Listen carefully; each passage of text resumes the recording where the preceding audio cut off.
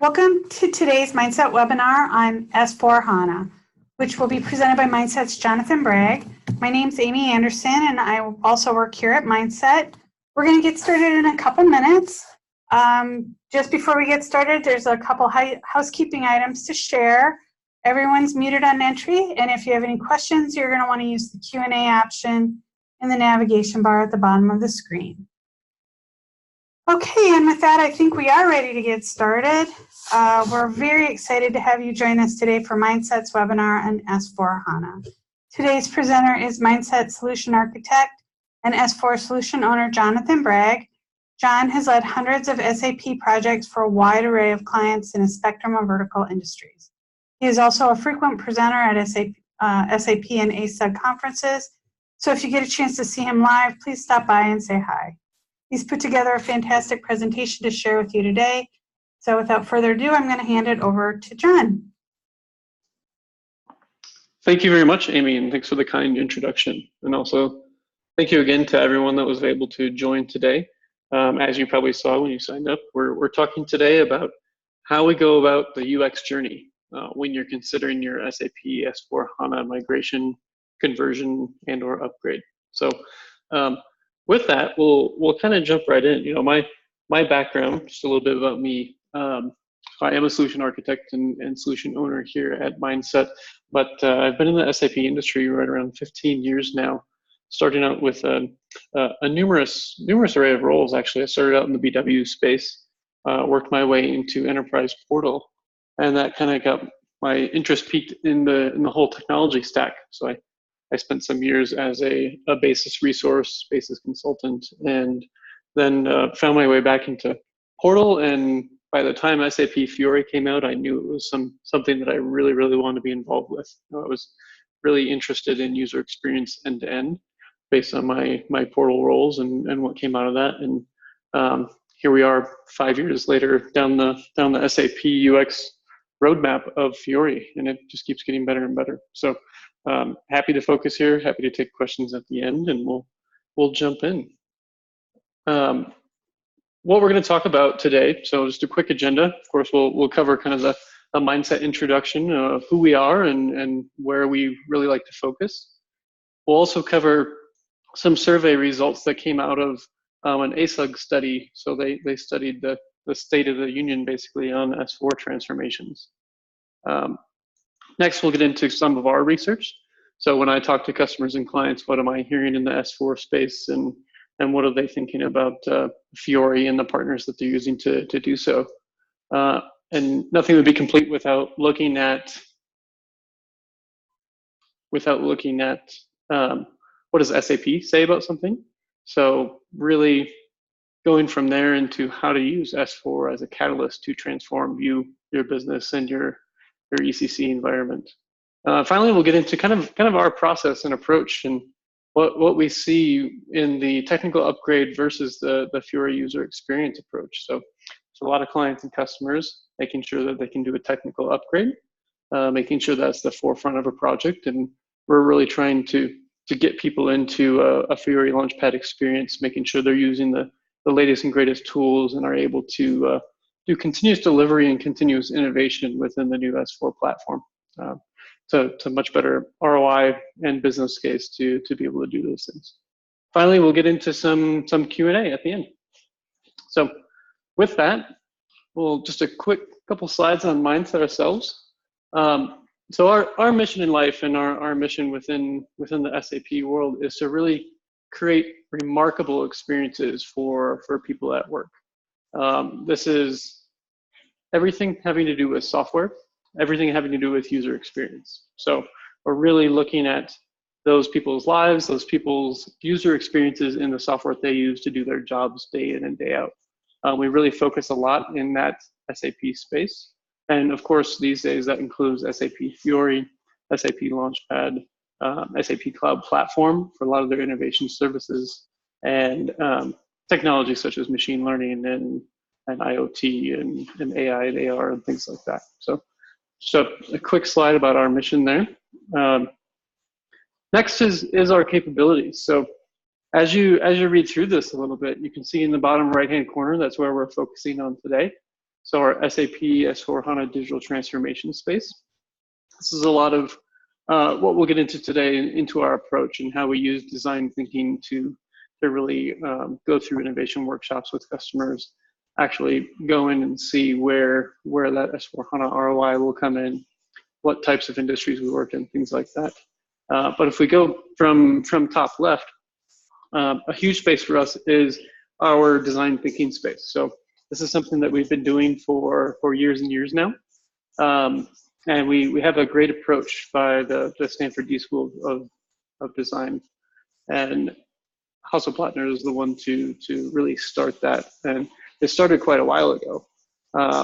But really, our design thinking in our App House, and we'll get to a slide on the App House here in a second, but we are a member of the App House network. It is a SAP kind of cohabited space that we own and run, that is accredited by SAP as a true SAP App House. So SAP owns 10 to 12 spaces around the world. We are the only US space currently, and looking to open more in the future. So that's a lot within our design thinking space. On the top right, we have our innovation and digital transformation area of business. So this is really digging into a real business problem and seeing how we can use innovative technologies to be able to solve that. So some of the things that are coming out of those sessions are, where can we use machine learning technologies? Where can we use RPA? Where can we use SAP Copilot to really get some conversational UIs going within a business? But it's really taking a huge pain point of a customer today and iterating on what is the art of the possible within the innovation space that SAP offers in that area. Our SAP Cloud practice, so on the lower left, there's a ton of services, as you all probably know, within the SAP Cloud platform. You know, how do we use those? What is the strategy to actually deploy those? And how do we really look at using those different technologies, and where do they make sense for my business? So we do a lot within APIs there. Of course, cloud platform integration services is pretty big these days. All of the mobile services that enable offline mobility and things like that are really popular. You can also host your Fiori Launchpad within the SAP Cloud platform. So connecting to different systems in a Launchpad of Launchpad's way, or just within the Launchpad itself in SAP Cloud platform. So a ton of different areas we focus on. We're really core UX people, but we do work outside of that box to make sure your S4 transformation is complete, and also you're thinking long-term around innovation and what you can actually do within the SAP environment. So moving ahead, we really look at how many times we can share knowledge throughout the year. So this is just a quick slide. SAP, basically ASUG events, Sapphire, TechEd, all the major conferences that we go to and present at. So we do a lot of different forums, SAP UX forums, different customer sites. We've presented with these 18 unique different customers within the past few years here in 36 different cities. So if you look at your local ASUG event, we might be there. As Amy said in the intro, I do a lot of speaking at these events as well. So if you're at SAP Sapphire, please feel free to reach out. If you're at TechEd, we definitely always have a presence there, as well as a lot of the local ASUG events. So please look for those presentations and feel free to hop in on any of those. So getting into the meat of the presentation, really, we want to talk first about where ASUG sees S4 transformations happening today. So what are the types of things that are going on right now? And it's a really curious study. So they put this together in February of this year, and they really focused it on who is and who isn't moving to SAP S/4HANA right now. So being a little bit earlier this year, I think there's a little bit more movers maybe within these graphics, within these charts and statistics. But for the most part, it's really telling, and it was really surprising when I came to see these numbers and statistics, because the first thing I saw was that 56% number. They have plans to move, but they have really not started. They've maybe thought about it. It's maybe on a roadmap, but they definitely have not started to do anything about it yet. only 16% of people are actually live on S4. You know, that number is creeping up little by little as the SAP releases get better and better. But really, 16% of a population after S4 has been out for what, almost 3 years now, is a pretty low percentage, especially with that looming deadline that's out there for everyone of 2025. 16% are in process right now. So these are a lot of either companies SAP is working with to move them along, or a lot of mid-cap companies that are maybe moving to the cloud, or a couple of others that we've talked to that are just doing technical migrations and are really starting to get into the S4 environment, but are doing so fairly slowly. And the last one on the list here is you know, almost a huge percentage of people that have absolutely no plans to move. So whether they're looking at just being outside of support after 2025, or looking to a new ERP, or something different, that's an interesting statistic for me as well. So that's just some quick numbers on who's actually going to S4, and how much of this 56% is really still waiting on seeing where the product goes. So the next one is really what types of reasons are people actually waiting this long to start their journey? And within organizations, you know, prioritization is a huge thing. So within IT departments, you know, we have ongoing maintenance, ongoing support. We have other innovation projects. We have a lot of analytics, big data that's taking place. We also have things like, you know, we talk to customers that have or are going through Windows 10 upgrades. So it's a lot of hardware and software resources that are taken up within, you know, a 12-month period to roll out to an entire company. But number two is really the lack of resources, and, you know, say lack of resources internally and externally. So whether that's with a partner looking to do an implementation like ourselves, or actually going through and seeing who has the resources internally to support one of these projects. So that's anything from business process owners to IT project management, to maybe some Scrum people, to actual SAP functional leads, technical leads, basis resources, et cetera, et cetera. There's a full lack of resources really able to do this at this moment. That is getting better, but as the product matures and as that deadline of 2025 comes up, the longer people are waiting, the more people are going to be moving right near that deadline. So really look within that 2023 timeline as to, you know, I should be done with this by now, so that I'm not waiting until the last moment to actually get something out the door. Number three, I think, is a big one, especially when I look and see where the S4 product is waiting for the product to mature. I was at a presentation not too long ago where a real customer was talking about their S4 journey, and they got onto 1610 was the version that they chose to go live with. And they said, you know, really, we probably should have waited about 6 more months just to make sure that we could have been on 1709. He really saw that as of 1709, maybe even into 1809, was when the product really started to look like an actual replacement for ECC, and where people were actually, you know, coming from. So ECC, EHP 6, 7, or 8, depending on where you were at, you really saw a lot of the product maturity not be there in S4 until you got to the later releases of 1709 or 1809. The last one is that business justification. So a lot of people see a deadline of 2025, and a business case comes in that says, hey, we absolutely need to do this. We're planning only to do it as a technical migration. We're not getting any net new functionality. We're not changing the business in any way, but we have to do this. So that was another one of the reasons where businesses push this off, and they say, okay, we don't really need to do that yet. Then it's a cost center to be able to do that, and it takes a lot of money and a lot of dedication to pull that over the finish line. So the justification to the business is the number 4 reason here. this is also within the survey. So the technologies that people really saw as emerging were the three listed here. So AI and machine learning was huge. Internet of Things usage is really trending upwards. And the new one kind of on the board within the past few years here is conversational user interfaces.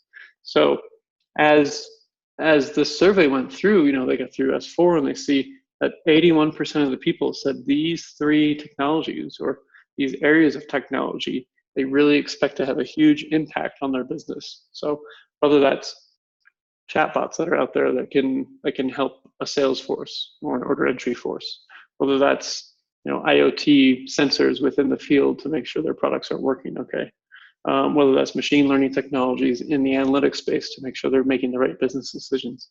A lot of these things can be enabled by SAP Cloud Platform technologies, as well as being on an S4 platform. And again, here you see 81% of the user group said they're going to have a really significant impact on that business within the next 2 years, which is something that people have to plan for early. So coming into the next piece, it's all about people. So where SAP actually plays a major role and where innovation plays a major role. Well, a lot of people say it really affects their job satisfaction to be able to work in innovative solutions and innovative spaces. And even the 44% that says in the top right, it does affect how long people will stay at a company. So if you're putting off this transformation into the S4 space, you're really letting go a lot of that innovation track that SAP is working on, and it does actually infect the employee base. Just very interesting statistic here from the number of people that actually took the survey here. And then lastly, you know, SAP does play a major role for a lot of these people as well. A lot of clients and customers depend on SAP for OSS support. They also depend on them to know the answers to questions of how they're using SAP systems, how they can grow those systems, and how they see them as a valuable partner going forward in what solutions they come out with and what support that they can provide. So a huge amount of trust there and a huge amount of dedication that SAP needs to have for their customers and clients, and especially within the partner networks that we're involved in. We see a lot of support and pushing to do the same there, which is great.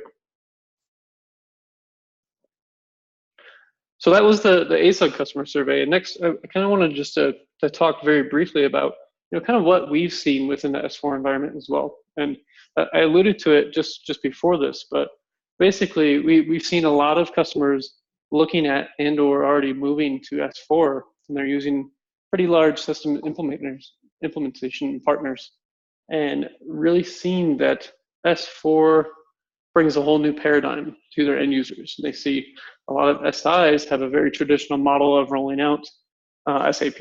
So they're looking at some waterfall technologies to be able to go to market with. Some are using Agile and Scrum, but not many.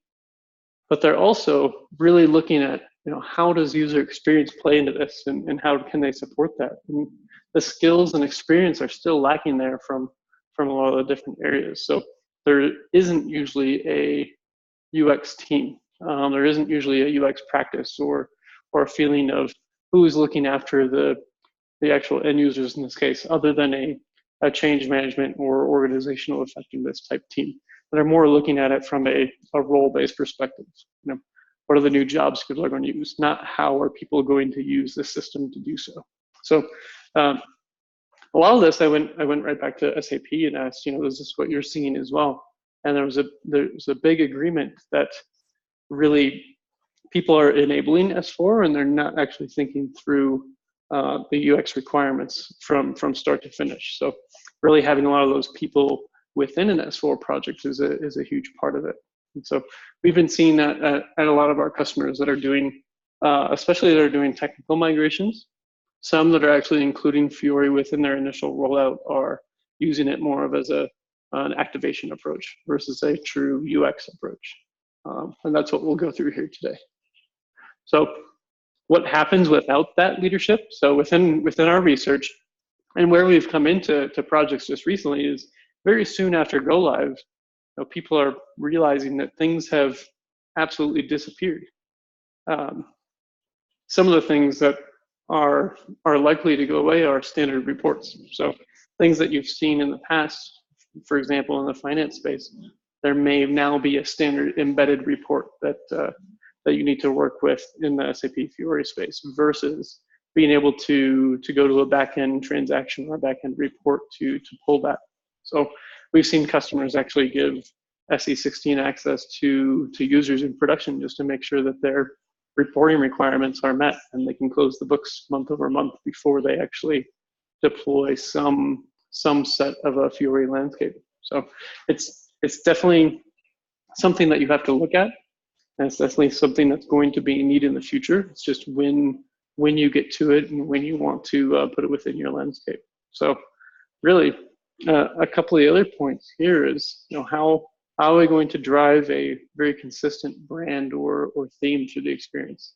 How do we get to that non-fractured user experience? Without a UX leader really looking after the end-to-end scenario of how all users are going to access the system, what it's going to look like, what it's going to feel like, what are the common controls within that area, you really have that fractured experience for all of your end users. So we've also seen a lot of people, like I said before, just the turn it on approach.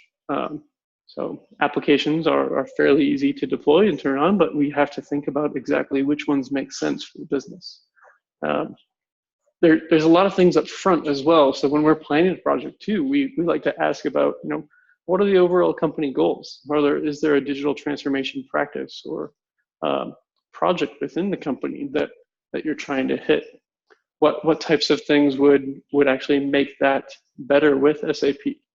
And in the end, a lot of the innovation that's really going on is geared usually to IT departments trying to figure out a way to use the new technology versus making sure that it's only used in a way that's going to help the user and the job.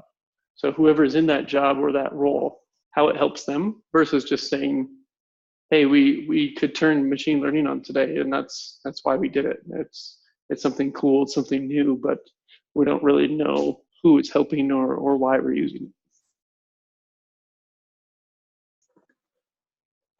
And then what does SAP have to say about this? It's interesting to see how well this aligns, because as I was thinking through this and really seeing a UX leader within S4 projects really be a necessary step, I stumbled along to a couple of SAP blogs at the same time that were just being written.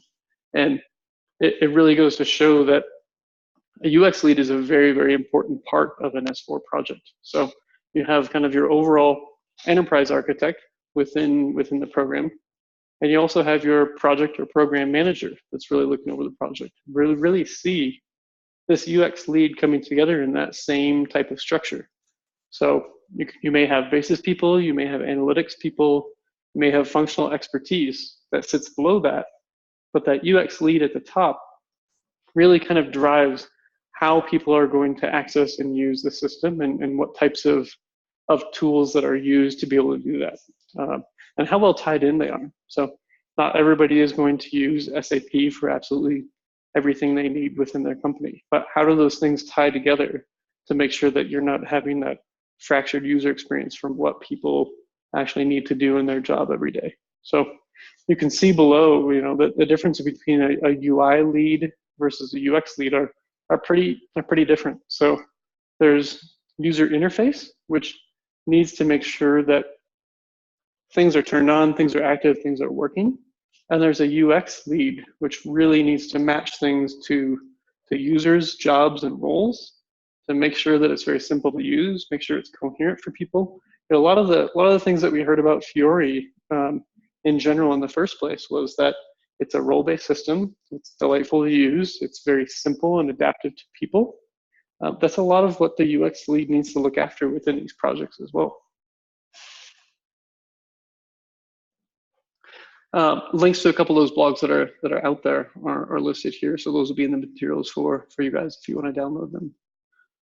So really where we're going from here is how do we use and how do we make sure that we discuss S/4HANA as a true catalyst to transform? I see and talk to a lot of people that say, yep, this is exactly what we absolutely have to do. But we want to do it in the minimal way as possible. We want to implement as soon as possible. And we're thinking just a technical migration will do for that. The interesting thing to me is there's not many times in a person's career that SAP completely changes the paradigm of what's being used. You know, there was R3, 4.6, there's ECC, and there's S4. That's the only three things that I've been a part of in my 15-year career. So this is something that comes around not very often. And why wouldn't you use that opportunity to make sure that you're transforming your business in a real way? And one of the things I like to show people, which may be a bit funny to look at, but you know, in really, I always ask myself, okay, it's 2019. What user experience would you like to roll out to your end users? You know, would you like to have a GUI-based, you know, something you have to push to a Windows or some other desktop, or maybe a Citrix client, where people log into this web GUI or, you know, GUI within their Windows 10 machine to remember transaction codes? You know, we grew up with a feeling that, hey, the more transaction codes I knew and I could spit out during a presentation, the smarter I sounded. But that time is coming to an end for sure. Say, hey, here's what VA01 does, or here's ME53N, or hey, how about a performance trace, and look at security in SU01, et cetera, et cetera. You know, those things aren't really important anymore, because what I can do is actually talk to my system. I can look at my homepage. I can look at analytics in real time. And why wouldn't I want to do that? You know, within the people coming into the workforce who expect technologies like this, compared to, you know, what we saw on the previous slide, why would you still choose to implement a GUI type infrastructure? So what I'm showing here is a little bit about Fiori 3.0. And that's where you have a true card/tile based infrastructure as a launchpad, where you can have real-time analytics, tiles to launch applications, and SAP Copilot all mixed within the same screen to make sure that you can really use what you need to use at that moment. You know, you're getting very contextual information right off the bat. I've logged into the system. I haven't had to click anywhere. I haven't had to do anything. It's telling me some of the highlights of what it thinks are important to me as the end user. You know, not to everyone. This is very role based. This could be a sales role. This could be a finance role. This could be supply chain, warehouse management, inventory management, et cetera, et cetera. Everybody's dashboard and or launchpad will look different. And that's one of the keys, is that I'm not bogged down in absolutely everything that I could possibly do. I only see what's relevant to me within my user role. And so I want to talk a tiny bit about the Fiori roadmap, you know, and where we see it going, because really in the beginning, over here on the left-hand side, you had those, when Fiori was originally released, you had 15 applications that were really based on approval apps, very, very easy transactional apps that were you know, easy to implement and easy to perform what you needed to perform. So these are things like, I need to approve a purchase order, or I need to approve a purchase rec. This worked very well as a start for Fiori, because that's where a lot of the business case was at first. It was, I'm ex-executive, I'm on the road all the time. I need something that I can launch on a mobile device to be able to approve something. You know, I get 500 emails a day, but if I just have something that pops up that says you have a PO to approve, and I can look at some of the details and either approve or deny or forward to my next approver, then I'm good to go. And so after that, and that was pretty successful, they decided to make Fiori free. And so when we say Fiori goes desktop, this means that on the original launch of Fiori 1.0, there was a launchpad involved, and we could access it via the desktop through a web browser. So that was really, that iteration was really getting into hey, it's free for everyone. We had these 15 apps, we're starting to build a ton more. And that infrastructure really piled up from then. Fiori 1.0 kind of went up to some of the later UI5 libraries before we got Fiori 2.0. Fiori 2.0 really brought in a lot of different templates that people could use, along with a different theme. So it was a much more adaptive way of changing how the user interface looks and feels to end users.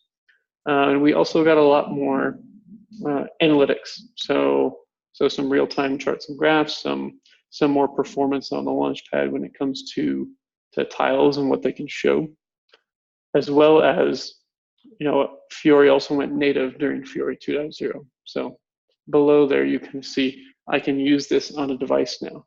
So I can use it not only within the SAP Fiori app, but I can actually design, build, maintain, and push out real native applications to devices, whether that's Android, iPhone, iPad, anything iOS. You're able to actually deploy those as iOS apps themselves and within the app stores and everything. So that was a time where all of the SDKs were still being developed as well, and you had some accelerators when you're looking at doing some Swift coding for iOS devices or some Android development for those Android devices. And then finally, where we're getting to today, and again, a lot of customers still have Fiori 2.0, but where we're getting into today is the Fiori 3 elements, which are a lot around how do we integrate everything together. SAP has acquired a lot of cloud-based companies in the past few years, and they're really trying to match up those user experiences with one another. It doesn't matter what technology they're on. I can say Fiori all day, but Fiori is not really a technology. It is it's a design. So it's a library of things that you can use to make something look like it's part of something else. So whether that's UI5, Angular, React, a lot of the newer JavaScript-based languages are being taken into account here from some of their acquisitions. So it's really trying to make sure that there's a design language, and that language is Fiori, that goes into all of their products. So you can see, UX for the intelligent enterprise. That means, how does SAP Copilot work with everything? How does SAP Inscribe work with anything that we own? How do we make sure there's a Launchpad infrastructure that's available for not only SAP-based applications, but SuccessFactors, Ariba, Concur, et cetera, et cetera. So they're really starting to get to this design language that they want to see around all of their products. And of course, just like any other company, it takes time. It's a huge area of change. And so as this gets better and better, we'll see more of those controls be released. And especially within the Fiori 3 area, they're not doing a big bang release for Fiori 3. They're starting to enable it within individual releases that come out. So we're actually starting to see I think just a few days ago, they have released a lot of the Fiori 3 functionality within the newest version of SAP S/4HANA Cloud Edition. So you can look at that. It's pretty cool to see. So that's a lot around the roadmap and where it has been and kind of where it's going.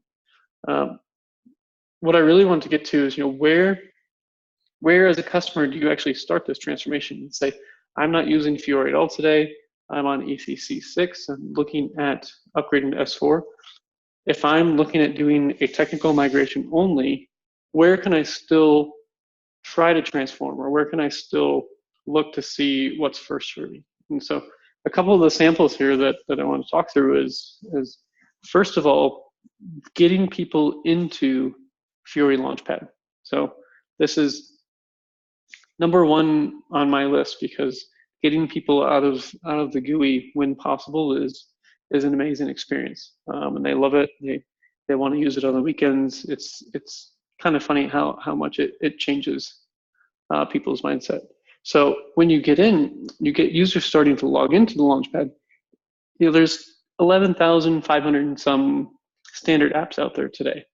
Obviously, not all of them are true Fiori applications. A lot of them are just web-based calls to transaction codes that were in the GUI anyway. But what they do for you is they still create this end-to-end experience. So when I'm a UX lead and I see that, hey, this person has access to these 20 T codes in the backend, and also these 10 Fiori applications. I don't want them to have to log into 2 different places to do that. I want to make sure they're logging into the Launchpad. They can see the catalog that's relevant to the job that they're doing, and they can click on what they need and go from there. And so if I always have that kind of homepage, that Launchpad site, I can always direct people there no matter what they're actually using.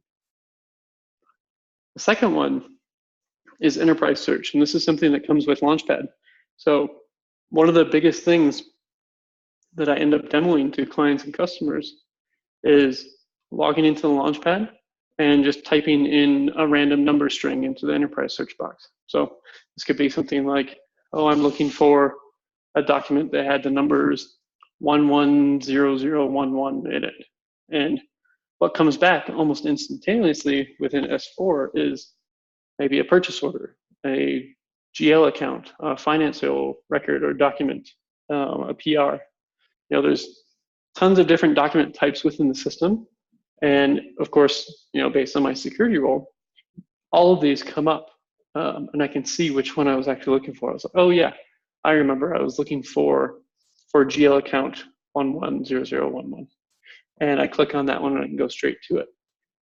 That's instead of actually knowing that I had to go to a certain transaction code. I had to put search criteria in, I had to put a customer number, customer name in, and I had to put a date range in, et cetera, et cetera. Enterprise search works very easily. I can type a number in quickly, and then I can go along my way.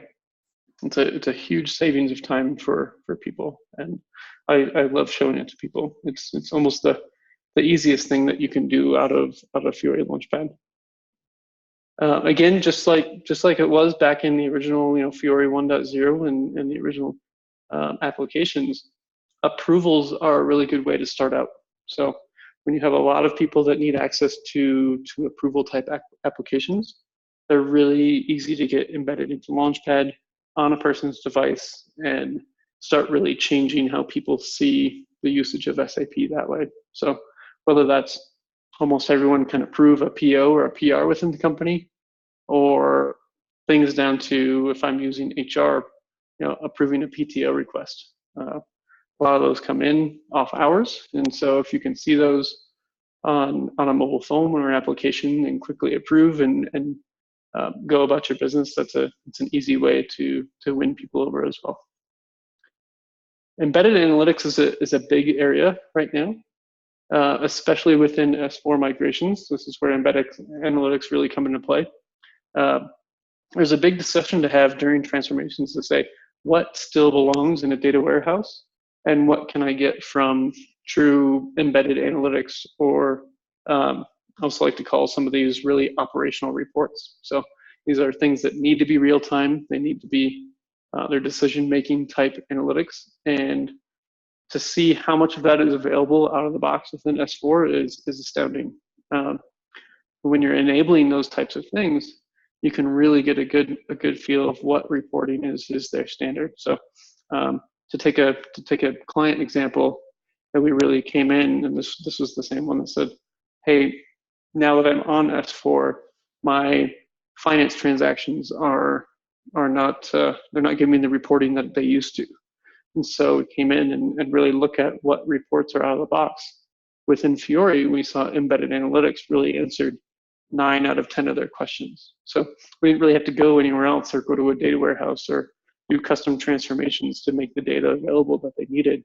It was right there waiting for them. They just didn't know because they hadn't enabled Fiori or hadn't enabled embedded analytics with the project.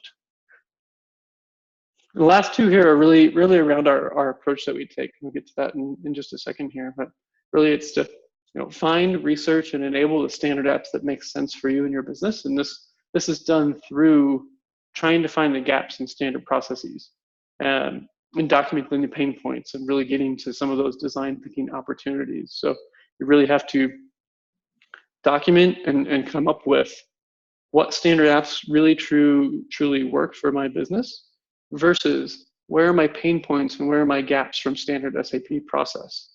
And depending on that gap size, you can do a ton of different things. And we'll get to that in our approach, but in a really basic sense, it's how big is the gap and how important is it to you? Do we need to kick this out to do a true full design thinking workshop on with real end users to make sure they're getting their needs addressed and their pain points addressed from what they used to use to what they need to use tomorrow? So there's just some samples on where to actually start your transformation. If you're not using Fiori at all today, you're looking into going to S4, you're doing a technical migration. These are ways to make that easier on your end users while still doing a step change and getting ready for being very innovative going forward, or having a really continuous drive of innovation going forward. So next, we're going to go through the mindset process here. So I like to break these up into kind of three different tracks of work that we do, and really it's comprised of these three different things. The first one is a digital advisory piece. So it's really looking at a lot of the different things that you want to accomplish from the project, and looking at that from a user experience point of view as well. The second large area is really functional delivery. So this is functional discovery and delivery of what's out there today. So to me, this is a lot of workshops with business end users, business process owners, and other stakeholders. It's really documenting those pain points and gaps and seeing where we want to actually develop and deliver out of this. So within that track 3 approach, you're really using everything you've learned within track 2 to develop and deliver what's needed for the customer or client. These come out of those functional workshops. It happens in a very agile way. That's why you see track 2 and track 3 can almost work together in unison. You need a little bit of backlog up front to be able to start that track 3. But once you're actually working through, you can go back and forth really, really quickly in an agile approach. So it's phased in to say that at a very beginning, of an S4 project, you really want advisory to really look at how much we're going to use some of the technologies that are available, and when we want to do that in the possibly the different phases of delivery of S4 versus a true big bang approach of let's do it all. There's a lot of different options for different customers and clients. So what's within digital advisory? So a lot of what we do is really trying to figure out where your UX journey should start. So within S4, if you're looking at transforming minimally, doing a technical migration or upgrade, then we're looking at different things then as if you are all into making sure everyone's using as many Fiori apps as possible and making sure that experience takes place over the go live. So what we like to do in that case is really say, what's the biggest bang area for you? So using a lot of usage analytics from SAP today. So what are some of the performance traces that we can do? Who's using what T codes and what comes out of those? The next is really kind of matching up and aligning those to service desk incidents. So how does usage and incidents come together? Well, we may have the most usage in the finance area.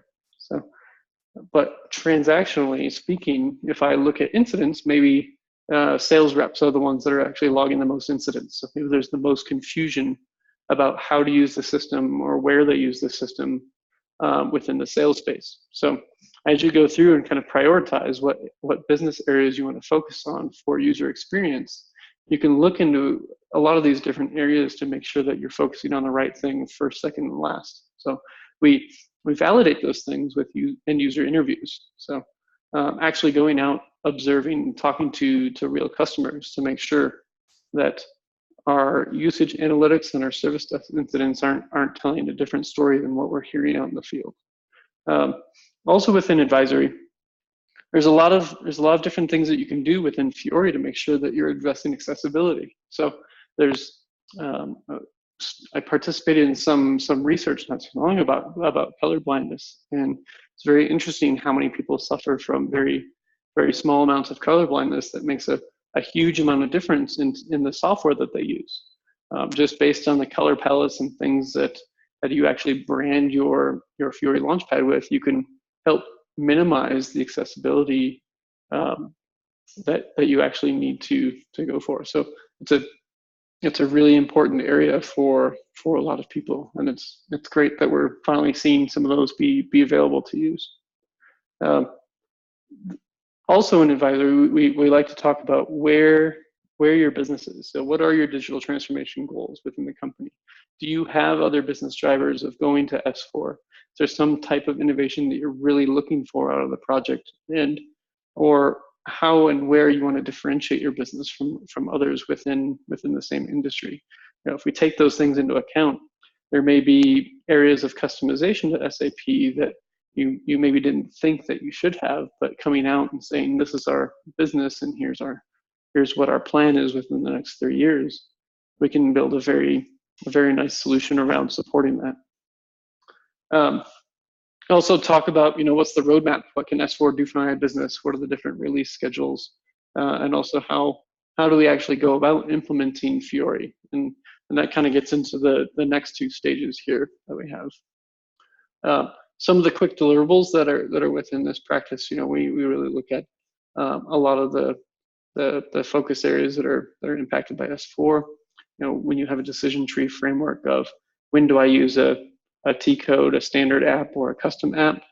When do I use personas? When do I use Web IDE? Stuff like that, different development tools. What are some of the case studies and what have we seen from other customers? A lot of people really like to see where the industry is at as far as where we've worked as well. So, and then obviously next steps. So next steps are kind of the 2 different tracks of work that we have here.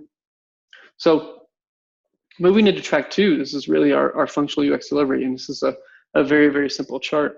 But the way we like to work is making sure that there is an overall UX architect or UX lead on a project who's looking after just what we said before, along with the enterprise architect and along with the program manager. They're really looking after UX for how people are going to log in, making sure no one has a fractured user experience, making sure everyone is looked after. Once I get down from that, we really have the traditional structure of making sure that we have true functional leads that are experienced in UX. So whether that's finance or OTC or supply chain, et cetera, we need to have very skilled functional people that are also aware of all the standard apps and what they can do and where they might make sense for your business. So these are the people that are on the ground working in workshops, making sure that they're going through standard processes and also making sure that we're mapping those processes to standard applications and or documenting gaps where we see them. So that person has a lot on their plate within their functional area, which is also why that UX architect is, again, looking after the high level of where people need to log in, how many people are using the system, performance considerations of the system, branding of the Launchpad and applications, and making sure there's a design language that is really used across the gamut. Of course, below there is the people that really do the customizations and development. So it's ABAP, Gateway, UI, UX, UI5 code, personas code, things like that, or however we need to customize a lot of those gaps within the system. And that's part of that agile delivery model that's out there. Just a quick, here's how some of the workshops actually work through this, and it's really taking standard SAP processes. So if I'm looking at a ECC system, I don't really want to go into, okay, here's the process we use today and why it works. I want those business end users in a room say, here's standard SAP and why won't this work for you? So if we can document those fit gaps, we'll come out a lot closer to standard SAP than we might have had we started from a very customized ECC process that's been in place for the past 15 to 20 years. A lot of customers and clients really are pushing for less customization is better, and we see really between an 80-20 and 90-10 rule coming out of that to say we want governance in place to make sure that we're not customizing more than X% of SAP overall. So again, a lot of that is kind of 80% standard, 20% custom. A lot of people are even going further than that and saying 90 to 95% should be standard, and we really need a very good governance model of why we would not standardize on these things. And so from there, we really look at gaps and how we determine gaps, what are the size of those gaps, how do we prioritize those against each other, and that's across all functional areas, as well as how do we resolve those. So it's kind of putting these matrices together to make sure that we are able to solve all gaps that are of high priority before we actually release a system to someone. We do in all of the workshops that we lead, if there is a very high priority gap that really needs a lot more talking through, it's a large gap, it's high priority, a solution that's standard within SAP won't work today. We do a design thinking session. And what this is making sure that we bring everyone together into their own workshop to go through the full design thinking process. And if you know Mindset, and I think we have a lot of other blogs and content out there around this, our design thinking area is something that we do very well. We follow a 6-step process to be able to do that. Very quickly, I think I mentioned the App House network before, but this is just some quick pictures of our actual App House itself, which is where we host a lot of those design thinking sessions to do exactly that. It's a fun, creative space. There's toys around, things like that really get people out of the day-to-day structure of their work environment and make sure that they're focused on what's going on within a design thinking session. A lot of times people are still checking email, or they're running to a meeting or not if they're still at their company headquarters, their company offices. As soon as you take it to an offsite dedicated space, people are very, very much engaged. They're there, they're present, and really wanting to help the solution. And of course, it doesn't help for it to be a fun, collaborative, creative space in general. These are the 6 steps of the Mindset design thinking process. I won't go through in detail today. However, really what it looks at is understanding a true problem. So what is that pain point? Actually going and observing that problem in action. So real end users looking at their environment, how they work, bringing that back to create a point of view from that. So is our problem statement actually the same of what we understood it to be in the first place? We then ideate that off of that with the entire group to come up with out of the box solutions to this problem. Then we come back and actually prototype it. So whether this is a whiteboard or we use InVision products to actually do high fidelity mockups. During this phase is where we actually come back with a UX architect and a UX designer to make sure that we're following real SAP design guidelines to make sure that whether it's a standard app or a custom app, an end user shouldn't need to know what type of experience they're in. And then last but not least is testing. So we haven't written a line of code. We haven't gone through the solution at all within the system. What we're doing is making sure that prototype matches what we thought we were delivering to the end customer, making sure we're actually hitting what came out of the point of view phase and also our understanding of the problem in general. So as we do this and as we iterate through these different steps, we get a great product that people are really excited to use.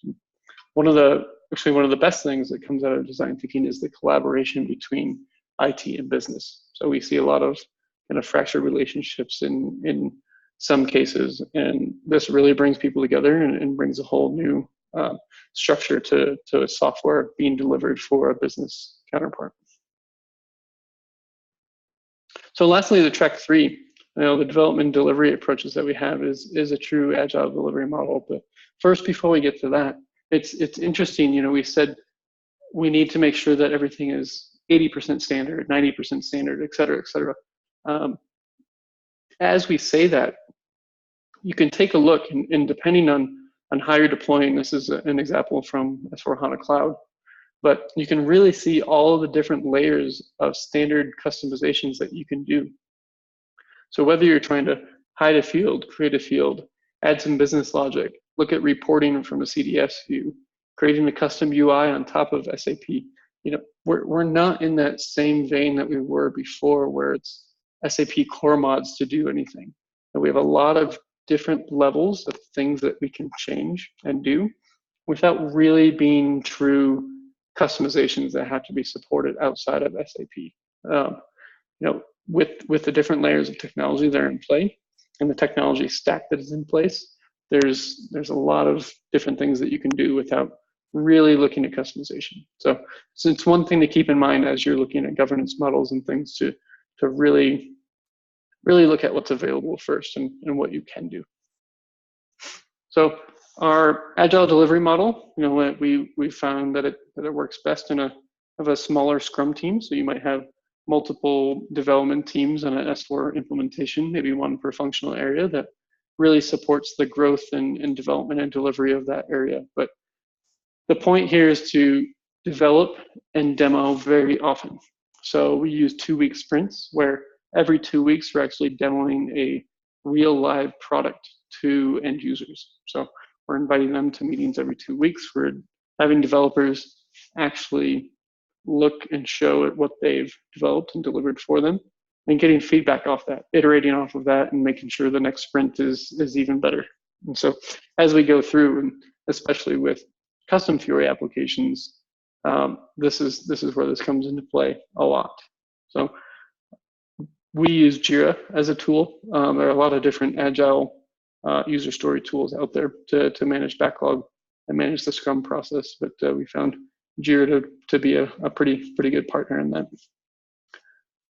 We have a lot of different statistics on what we've done in the past. So how we were able to actually lower the cost of deployment by using agile delivery methodologies, especially using the same development teams. We can really very accurately estimate what it's going to cost to deliver a project just over the time that we've been engaged in Fiori projects and also S4 projects that are using Fiori and the Fiori Launchpad experience. It's very interesting to go through. So if you have any questions on Agile itself, please feel free to reach out and we can give you some of these statistics as well. One thing that's really exciting to me is every engagement that we do, we give away this application. So this is our Fiori app analyzer. And as we were going to different clients and customers, we really saw that we were curious to see if people were using Fiori. We've implemented Fiori. It's out there. There's a couple different ways to access it. But we were really curious, how much of the user population is actually logging in using Fiori? What browsers are they using? What device types do they use more often than not? And what applications are the best or the highest used versus the ones that may not be used much at all?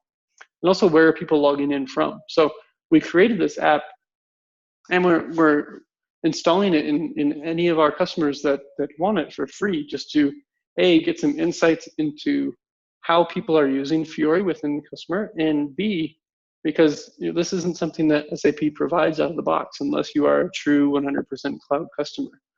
So for on-premise installations, this is a great tool to see how many people are logged in and when, and really what's going on. So this tool is getting better and better, and we're developing more. But again, please reach out if you'd like to use this tool as well. It's kind of fun to see how many people are actually really using the applications that we develop and deploy. So there's kind of two ways that we engage with customers in this space. And be really quick here, I think we need to get to Q&A. But we already went live with SAP S4. How can we help now? How can we get onto that innovation journey? And then two, we're really just starting our S4 program. Where can we actually engage Mindset? Where do we start? How do we do this? So some of the things and some of the questions that you might have when you've already engaged and you've already gone live with S4. I just wrote a few of them down here, but really these are the areas that I've seen the most that customers ask for. So do you know all the ways that SAP Cloud Platform was meant to integrate with your new digital core? So S4 and Cloud Platform work together in a number of ways. Are your end users actually accessing SAP via the Launchpad? Do you need more help meeting your digital transformation goals, et cetera, et cetera? So a lot of these questions that are maybe not answered upon go live that can start to be an innovation cycle that you go through within your IT support model. And next, we're just getting started this is really about fielding questions in more of a UX advisory type of way. So what is Fiori? What is the new user interface I have to use? What types of things disappear when I run S4 versus ECC? Where do I start? What types of considerations do I need to make this a true user experience led project? And or we don't have an internal UX team. How do we engage in that sort of way as well? So it's a lot of options out there, and just please give us a call to start that journey. And so with that, there's a couple of applications we've developed, and this one is fun. Just as a quick note, for Cargill, we did a transportation management application. This is built with what's called the iOS SDK. So we were one of the first partners, and Cargill was one of the first customers of using both Apple and SAP together to create a native application to give to their truck drivers. And so this was something that they were looking to have a driver check-in app, so that they didn't have to walk into a check-in clerk to actually check into the plant and make sure they knew which loading dock to go for. So Cargill being such a huge place, you have some mapping capabilities on there. You see where the warehouse is, what the loading docks look like, what the busy times are for that loading dock, and it's all available to the driver in the truck versus having to actually get out of the truck and go into a check-in desk and wait in line to make sure that they know where to take their deliveries that they're dropping off. So pretty cool little application there, and feel free to contact us for more information about that as well. So with that, sorry, that was a lot of talking and a lot of information fairly quickly. So I'll hand it back over to Amy, and we'll see if there's any questions that came through while we're going through that. Yeah, thanks, John. That was a really great presentation. We do actually have a couple of questions. The first one is, are you seeing people do only a technical upgrade to S4, and why? Yeah, that's a good question. I think we kind of talked about it on the way through, but when sitting down with customers, they're curious about Fiori, and sometimes they're worried as well. So we see a lot of customers saying that they're only going to do a technical migration because they see it as a cost to the business. They know they absolutely have to do it, so they need to transform.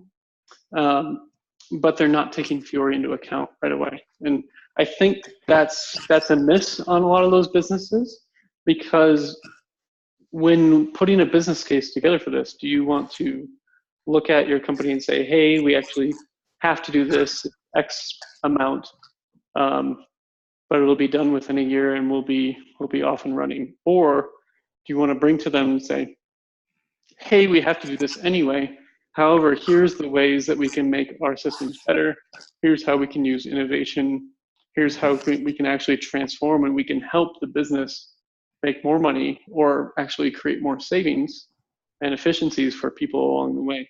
Those are the types of customers I've seen really succeed and really hit the ground running once S4 is live. But yeah, we do see a lot of it, and we keep trying to tell them there's more and more ways to overcome just a technical migration while we have the chance to move to S4. That's a good question. Great. The next question is, what are the risks associated with not using Fiori when you go to S4? Yeah, and funny enough, I actually originally thought most everything was available without Fiori too, but as you can see, some of our customers and clients, they've gone live with S4 in a true GUI format, and found out 1 month in that, hey, I've lost a lot of the things that I used to be able to do in ECC, and apparently what they did find out, and what we were able to show them is that, hey, these reports, these are standard things within Fiori. Let's make sure and get the Launchpad up and running for you right away. Let's make sure and deploy these standard apps, and let's also document and see where your processes could use the Fiori apps as well. So still a ton of standard work that's being activated and deployed for those types of customers. But at the same time, it's not custom. It definitely went away from ECC, so it was a loss of something they saw, and we were able to get that back using just standard Fiori. I'll say, just as a note, anybody who hasn't read the SAP simplification guides to your ECC version to what you want to deploy, whether it's 1610, 1709, 1809, 1909 here pretty soon. These are really, really good documents that show you exactly what the changes are from ECC to S4. So please make sure and pay attention to those so you know you're not missing anything, or you know where you need to invest the time into Fiori to do that. Sounds like a good tip. Last question that we're going to have time for today. What types of specific innovations are available out of the box with S4? I think a lot of people are surprised with the standard innovations that are available. So what in doing research and doing work with a lot of clients and customers, there are machine learning models available out of the box if you're using Fiori applications. You can go in and actually configure where you want your threshold set and what you want it to learn on, but a lot of those models are available right out of the box. There's also some RPA scenarios that are really starting to take off within standard SAP. And I think this is a huge area of growth for SAP in the future, where if you see what's changed from 1709 to 1809, you see a lot of these innovation apps really start to poke out there. I mean, I don't call them true innovation technologies, but even a lot of the embedded analytics stuff where people are looking at real-time information, real-time analytics, real-time reporting out of a lot of those standard apps. It's a huge area of win for a ton of customers. Great. Good. Well, our time is just about up. Thanks to everybody for joining us today. Be sure to reach out if you have any additional questions or if you're interested in receiving the recording for today's webinar. Also, if you're interested in scheduling any time to talk one-on-one with John regarding any projects that you have in mind, we would love to have those conversations. Thanks again for joining us, and we'll talk to you again sometime. Thanks very much.